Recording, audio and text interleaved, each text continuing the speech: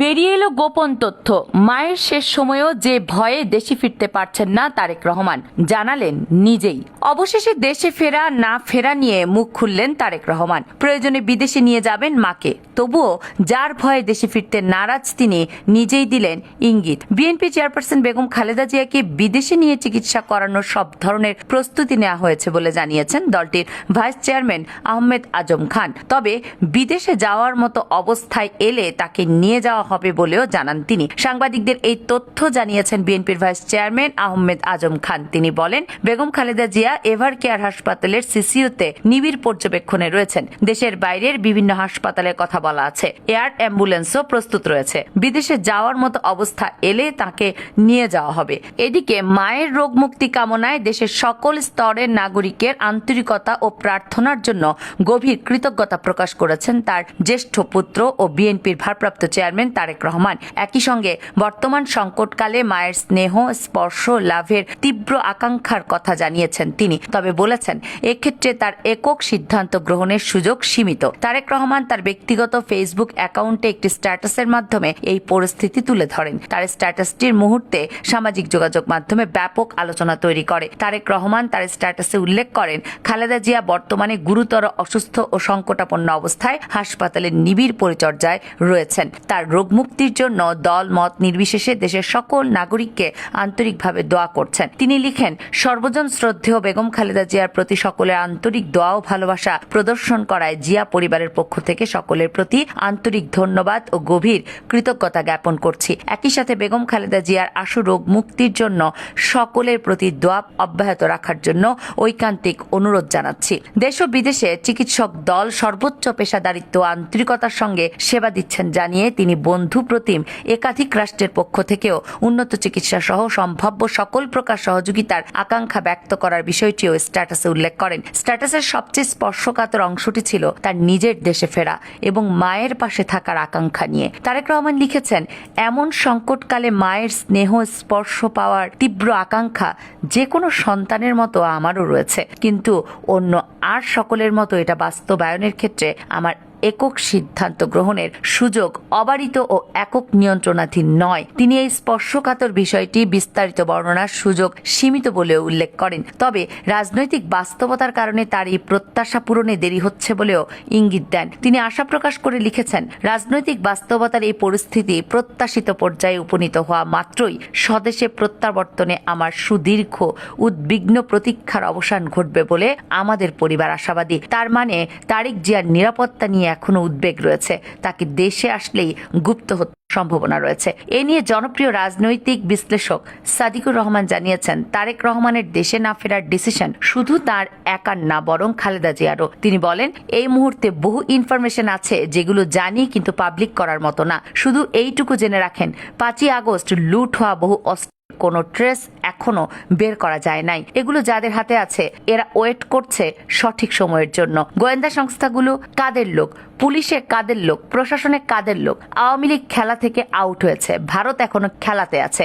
And এই মুহূর্তে ঠিক কাকে ফেলে দিতে পারলে বাংলাদেশের একটা গৃহযুদ্ধ লাগানো যাবে, কাকে টার্গেট করলে বাংলাদেশের আগামী ইলেকশন বানচাল করা যাবে, ভাবেন সবকিছু ক্লিয়ার হয়ে যাবে। আমি বিএনপি করি না, বিএনপিকে ভোটও দেব না, বাট এইটুকু জানি ভারতের থাবা থেকে বাঁচতে এই মুহূর্তে খালেদা জিয়া আর তারেক রহমানের কোনো বিকল্প আমাদের সামনে নাই। তিনি বলেন, তারেক জিয়ার কোনো ক্ষতি হওয়ার এফোর্ট করার ক্ষমতা বাংলাদেশের নাই। সকল গোয়েন্দা সংস্থা প্রশাসন পুরোপুরি নিয়ন্ত্রণে আসার আগ পর্যন্ত তারেক রহমানের দেশে ফেরা উচিত হবে বলে মনে করি না। সন্তান হিসেবে যেমনই হন, নেতা হিসেবে তাকে পরিবার আর দেশের প্রশ্নে অবশ্যই দেশকে বেছে নিতে হবে, তাতে ওনার যত কষ্ট আর বদনাম যাই হোক না কেন। সমালোচকদের সাদিকুর জানান, এখনো যদি খালেদা জিয়ার কাছে জানতে চাওয়া হয় তারেক জিয়া দেশে ফিরুক তিনি চান কিনা, আমার ধারণা খালেদা জিয়া বলবেন তিনি চান না। কাজেই মায়ের অসুস্থতায় তারেক জিয়া আসলো না, তারেক কেমন সন্তান, এই সব বুলশিট বলা বন্ধ করেন। খালেদা জিয়ার অসুস্থতা নিয়ে অন্তত এ রাজনীতিটা কইরেন না। সাদিকুর বলেন, আমি বিএনপির কঠোর সমালোচনা করি। 5 আগস্টের পর তারেক রহমানের বহু রাজনৈতিক সিদ্ধান্ত আমার পছন্দ হয়নি, সমালোচনা করেছি, ভবিষ্যতেও করব। কিন্তু মায়ের অসুস্থতায় তারেক পাশে নেই, তারেক জিয়া অকৃতজ্ঞ সন্তান, এই টাইপের লো ক্লাস ব্যক্তি আক্রমণের নোংরামিতে আমি নাই, বরং বাধ্য সন্তান বলে তারেক দেশে ফিরছেন না। এই না ফেরাটা পুরোপুরি ভ্যালিড। বিএনপির যুগ্ম মহাসচিব খায়রুল কবির খোকন অবশ্য জানিয়েছেন ভিন্ন কথা।